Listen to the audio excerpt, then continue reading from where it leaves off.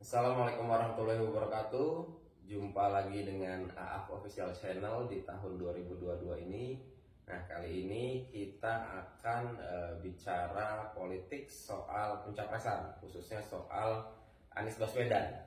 Nah, ini Pak AAF, di sejumlah survei Pak Anies Baswedan ini elektabilitasnya tinggi lah. Posisinya berganti-ganti, tergantung surveinya apa, dengan Pak Prabowo dan Ganjar, tapi yang bisa dibilang elektabilitasnya tinggi. Masalahnya Pak Anies ini kan walaupun dia elektabilitas sedikit, tapi belum tentu dia bakal dapat tiket untuk menuju Pilpres 2024. Ya. Nah, Pak melihatnya gimana Pak? Ya, jadi disinilah sisi lemahnya Anies ya. Jadi walaupun dia elektabilitasnya tinggi, karena dia tidak berpartai, jadi dia belum tentu tercalonkan di Pilpres 2024 nanti. Ya. Karena model calonan Pilpres di sistem kita kan diajukan oleh partai atau gabungan partai. Ya, betul. Nah, dia kan nggak punya partai, kecuali kalau ada model calon independen. Kan nggak ada itu. Tidak dikenal. Ya, tidak ada di sistem kita. Sehingga bagaimana kemungkinannya Anies ini untuk tercalonkannya? Karena coba kita lihat masing-masing partai ya. Dari PDI Perjuangan kan, sudah ada calonnya kan. Santer kita dengar Mbak Puan atau Mas Ganjar Pranowo kan. Kemudian dari Partai Gerindra ada ketua umumnya Prabowo Subianto dan Sandiaga Uno kan. Sudah ada. Tinggal kalau mereka berkoalisi, ya siapa yang RI 2, siapa yang RI 1 kan. Kemudian kalau dari Partai Golkar kan sudah santer dengar ketua umumnya yang akan maju kan, Erlangga Hartarto. Dan dari partai mana lagi? Partai Demokrat ya sudah, memang mereka sudah lama mengelus-elus untuk mengusung AHY kan. Apakah nanti RI 1 apa RI 2 tergantung bagaimana nanti kan. Kemudian dari partai mana lagi? Dari partai PKB kan. PKB kan sudah ada nama Caimin ketua umumnya. Yang sudah mejeng-mejeng sejak 2019 kan. Hanya pada waktu 2019 dia kalah bersaing dengan seniornya Maruf Amin kan. Walaupun sekarang kan ada tawaran dari PKB untuk mengajak Anies bergabung kan. Tapi kan bukan jaminan nanti otomatis Anies akan dicalonkan oleh PKB kan. Gitu. Kemudian dari partai mana lagi misalnya? Ya partai P3 kan. Memang kita tidak terdengar suara-suara P3 akan mengajukan kadernya atau ketua umumnya untuk membidik RI 1, RI 2 kan. Itu juga PAN kan. PAN juga tidak terdengar, hanya sekali pernah terdengar bahwa kemungkinan dari PAN kalau misalnya akan menjagokan ini akan memajukan nama Susno Bahir kan. Tapi kalau Susno Bahir kan tentu incarnya kan RI 1. Kan untuk RI 1 kan suara PAN kan tidak signifikan lah untuk posisi RI 1. Kalau dia kan ke posisi RI 2, tentunya Susno Bahir sepertinya tidak tertarik dengan RI 2 kan. Tinggal mana lagi? PKS.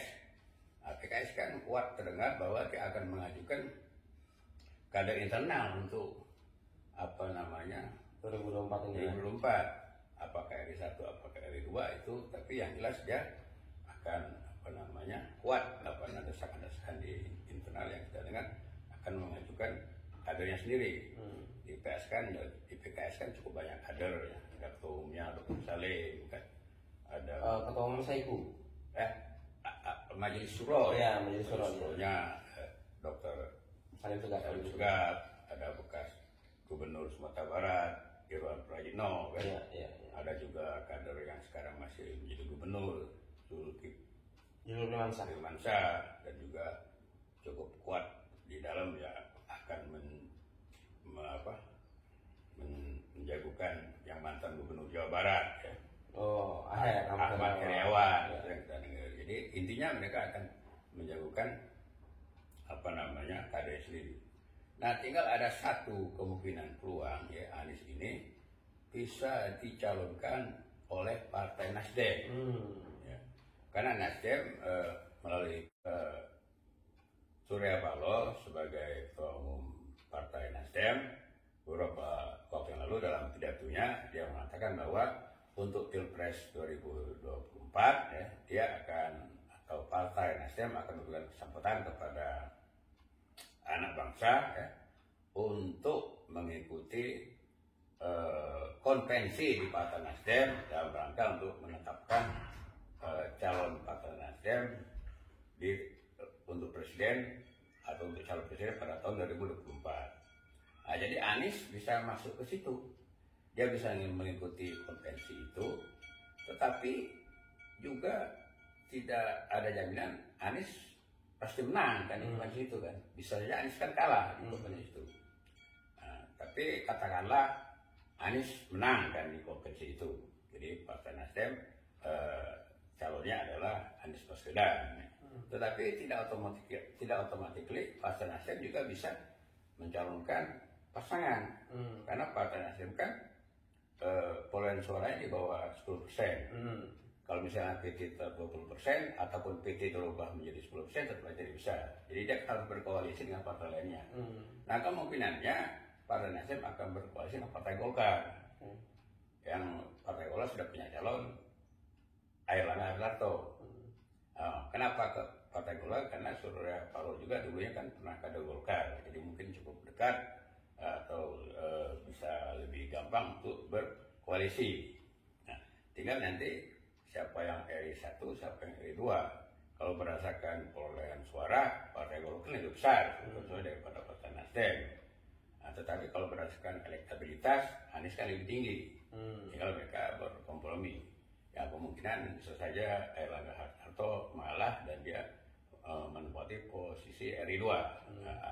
Terus Anies di posisi RI 1. Nah, kemungkinan juga pasangan calon ini kalau ya Partai Nasdem dengan Partai Golkar ini akan didukung oleh P3, Partai Persatuan Pembangunan.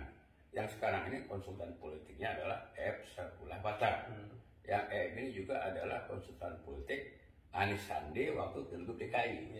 Nah, kemungkinan ini lebih dekat gitu bisa. Dan juga akhir-akhir ini kan Ketua Umum P3 mendukung posisi Anies misalnya dalam hal penetapan upah minimum di DKI. Nah, ini kan suatu sinyal-sinyal, bisa saja sinyal bahwa mereka akan berkoalisi dan akan mendukung Anies pada Pilpres 2024.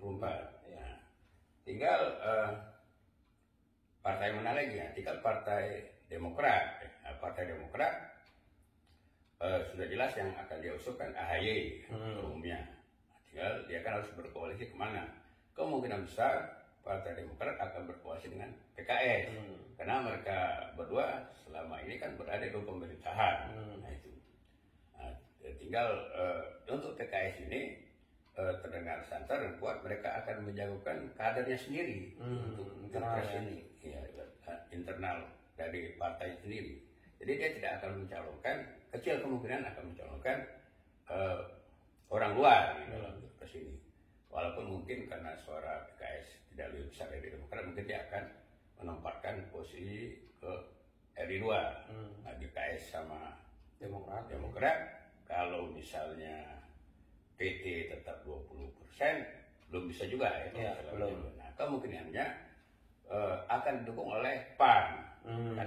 Jadi kemungkinan PAN akan mendukung calon dari Demokrat dan PKS, bagaimana mereka mendukung waktu Pilgub DKI, mendukung AHY, itu kira-kira. Lantas ya tinggal PKB. Nah, PKB ini yang memang ketua umumnya atau Caimin yang memang sudah bersiap ya, siap ya untuk apakah RI 1 apakah RI 2 yang sejak tahun 2019 amin. Nah, cuman PKB ini untuk menempatkan ketua umumnya di RI 1 kan tidak terdengar bahwa dia mempunyai elektabilitas yang tinggi.